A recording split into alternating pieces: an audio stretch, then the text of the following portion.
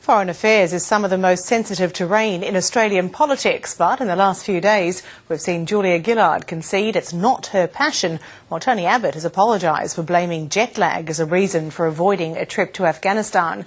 To discuss it all, political editor Chris Uhlmann is joined by Labor's David Bradbury, the Parliamentary Secretary to the Treasurer, and with him, Liberal Senator and Shadow Assistant Treasurer Mathias Cormann. Well, gentlemen, good afternoon. Good afternoon, Chris.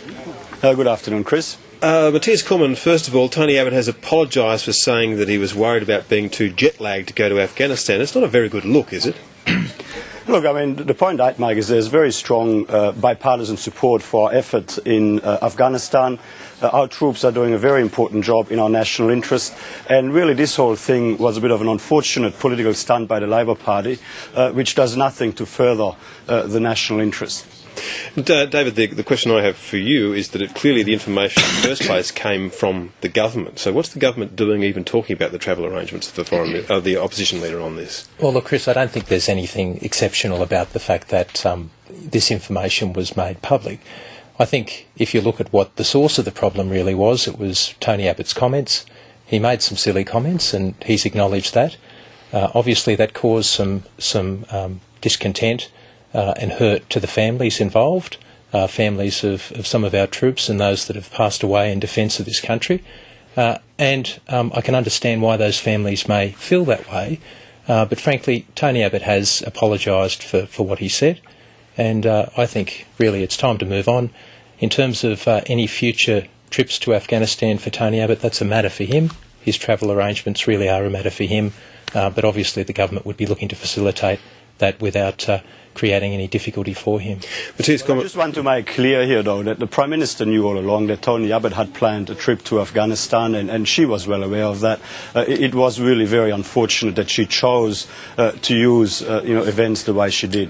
Well, that's not true, and the Prime Minister made it very clear that she was not aware of any specific alternative arrangements that Mr Abbott has made or intends to make. But frankly, as I made the point a bit earlier, I think that we really need to move on. Mr Abbott has apologised for his comments, and I think that was right of him to do that. But in future, he'll make his own arrangements. I guess the deeper question for both of you, and you first, Mathias Cormann, is that there's going to be a parliamentary debate on Afghanistan, and it seems that for the first time really in 9 years, we're starting to see a split in the bipartisan approach that we've had on Afghanistan. Now, should people be concerned about that? Look, I think there's I think there's ongoing very strong bipartisan support for the work we're doing in Afghanistan. It is very important work in our national interest, and I don't think that there is any question mark around that whatsoever. What we have done in recent days is really scrutinise the activities of government in terms of backing up the efforts of our troops, and that is appropriate. As we scrutinise the performance of government across all areas of government, there have been some concerns raised, including by some of our soldiers on the front line, and it's quite appropriate that we've been asking some questions about the performance of the government in that regard. David Bradbury? Well, Mathias has just expressed the opposition's bipartisan support for our commitment to Afghanistan. I think that there's been a little bit of toing and froing over the last little while. But that said, I think that there is broad agreement on the extent and the ongoing nature of our commitment. But of course we are committed to allowing a parliamentary debate into these matters, and I think that that's appropriate that that debate occur. I guess the question that most Australians would have now, with 20 Australians dead, is how much longer is this going to go, David Bradbury? Yeah. Well, I think, as the Prime Minister has indicated, it's important that we constantly monitor the benchmarks of success, what it is that we are doing, and whether or not we are progressing towards the stated objectives of the mission. And we are working very closely to train up the local contingent in Afghanistan, and we are making some progress in that regard. But of course the broader question that we have to continue to ask is whether or not this is an important and critical part of our ongoing campaign against those that have committed terrorist attacks, some against Australians in various parts of the world, and it's in the context and against that backdrop that our commitment continues. Finally on this, though, Mathias Cormann, this can't go on forever, can it? At some stage, people in Australia are going to want to see where the end is. Well, I think that David put it very well. I mean, this is about our ongoing war against terrorism. It is about our efforts in partnership with friends and allies around the world. It is about reassessing as we go along in how far we are meeting the objectives we've set ourselves and reviewing our involvement along the way. But of course, we do that in partnership with friends and allies around the world, and I'm sure that the government will continue to do that. All right, to domestic issues now. You both have finance portfolios. Let's just look at what the Reserve Bank did yesterday. It's kept interest rates on hold, but the expectation is that they will rise over time, particularly as we head into next year.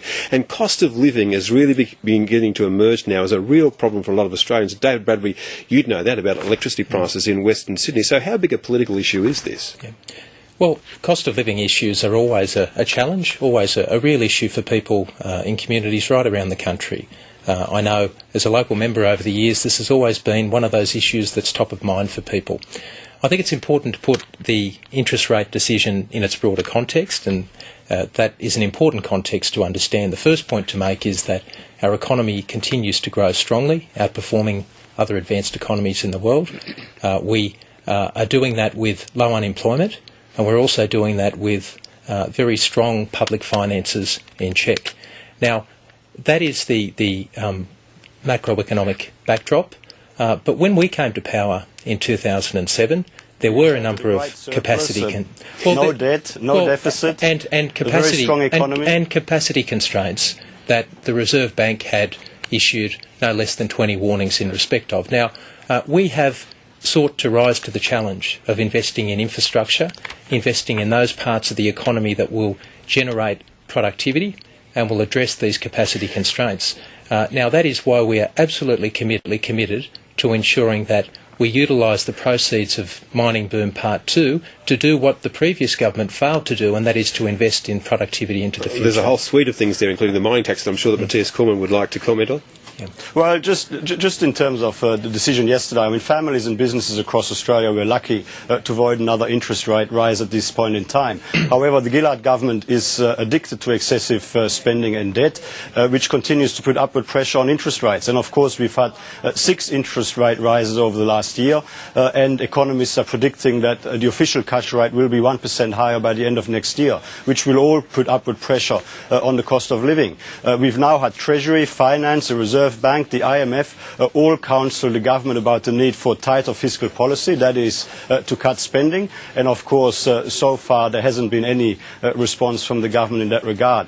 There's absolutely no doubt that at the time when the government continues to tell us that they need to continue to stimulate the economy, the Reserve Bank is putting the brakes on, continuing to increase interest rates. They flagged again yesterday that further interest rate rises are likely, and they are putting the brakes on, taking money out of the system, while the government continues with their excessive and reckless spending, putting money into the system.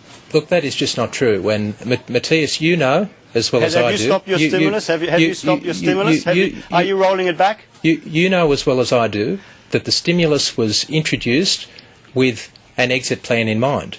And as we work through each of the years for which the stimulus spending was to be rolled out, it naturally and automatically winds back. And we've seen a number of measures that were introduced that are no longer in place. We also see that there was the front loading of the investment in some of the programs such as the school infrastructure, the local government building programs and various other building programs. So there is a natural... Interest rates in Australia have bottomed out earlier than they have in other parts of the world. They've increased faster than they have in other parts of the world. And the reason that is because the Rudd and now the Gillard government continues with its addiction to excessive spending and to debt. There's no two ways about it. Treasury, Finance, the IMF, the Reserve Bank, they're all pointing at it. They're all saying that your government should pursue a tighter fiscal policy. Should cut spending, and you're not doing it. Don't quote so selectively. If you want to talk about what the Reserve Bank is saying, you want to talk about what the IMF are saying, they are all giving this government's economic policies a big tick.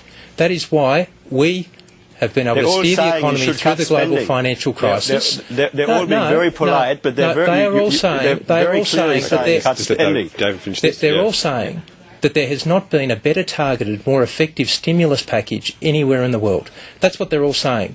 And it's okay to come forward and to say interest rates have gone up X number of times over the last little period. Interest rates are still lower than when we came into office. And in fact, if you want to talk about 6 They're much increases in higher interest than rates, anywhere else in what about comparable economies. What about the 10 increases in why interest our dollar rates is as high that as came it is. after you went to an election promising to keep interest rates at record lows? All right, I'm sure we're governed down on the interest rate blade of grass for some time yet, but we'll move on. Mathias Cormann, you were asking the government just recently for the assumptions that underpinned its mining tax and the kind of revenue it could expect from that, and you got the Senate to agree with you to pass a motion to get those assumptions. What did you get? Well, we got nothing is the short answer. I mean, this was supposed to be a new era of openness and transparency. And remember, it's important to remember that the government based its very dubious claim of an early surplus on the revenue that was to flow initially from the resource super profits tax and then from the revised minerals resource rent tax. And of course, we've always questioned the credibility of the mining tax revenue estimates, and because the government has refused to release the underlying assumptions. Now, these are pretty basic assumptions, like assumptions used on commodity prices, production volumes and exchange rates. Changes in those assumptions had significant impacts on the estimated revenue. It went from 12 billion to 24 billion if the RSPT had stayed in place, and a very large chunk of the minerals resource rent tax revenue is based on changes in assumptions, yet the government is keeping it secret. So there's absolutely no credibility at all around any of these mining tax revenue estimates unless the government is prepared to release those figures. Okay. What have they got to hide is really a very legitimate question. In the minute that we've got left, we'll let David respond. Well, as for dubious assumptions, well, I won't even talk about the $10.6 billion black hole that was a part of the election campaign, but on the particular issue of the matters that Mathias is seeking, these are matters that are commercial in confidence. They relate to... The state government in Western Australia publishes them in their budget papers. They relate to commercial in confidence material that has been provided by the companies concerned. Now, it's okay for Mathias and his friends. It's okay for Mathias and his friends to come out when the mining tax was first floated and to say there needs to be proper consultation with industry.